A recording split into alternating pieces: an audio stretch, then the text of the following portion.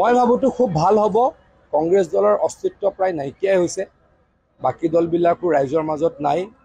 আপোনালোকে দেখিছে দুটা বুথৰ মিটিং, দুটা ৱাৰ্ডৰ মিটিং এখন। এই দুটা ৱাৰ্ডৰ মিটিঙতে হয়তো এই গাঁও দুখনৰ প্ৰত্যেক ঘৰ মানুহে ইয়ালৈকে উঠি আহিছে।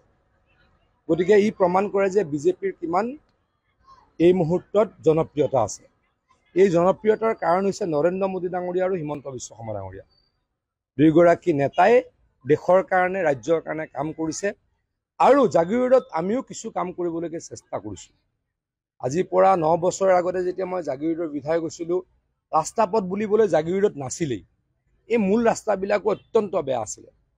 মৰিগাঁৱৰ পৰা জাগিৰোড, জাগি ভকত গাঁৱৰ পৰা নাৰাংগী অত্যন্ত বেয়া আছিলে। গাঁৱৰ ভিতৰৰ ৰাস্তাটো মই নকওঁৱেই, আজি গোটেই ৰাস্তাবিলাক ভাল হ'ল। জাগিৰোড সমষ্টিটো অত্যন্ত এটা বানবিধ্বস্ত সমষ্টি আছিল। এতিয়া বানপানী আমি নাইকিয়া কৰিলোঁ। জাগিৰোডত প্ৰধানমন্ত্ৰী ডাঙৰীয়া আৰু মুখ্যমন্ত্ৰী ডাঙৰীয়াই 29,000 ল'ৰা ছোৱালীয়ে চাকৰি পোৱা এটা ইণ্ডাষ্ট্ৰী আনি দিছে। গতিকে জাগিৰোডৰ কাৰণে আমি যথেষ্ট কৰিছোঁ।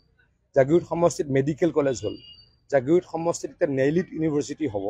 গতিকে জাগিৰোডে প্ৰাণ পাই উঠিছে আৰু জাগিৰোডৰ কাৰণে কাম কৰাৰ পণ লৈছোঁ। সকলোকে বিজেপি ভোট দিবলৈ অনুৰোধ জনাইছোঁ।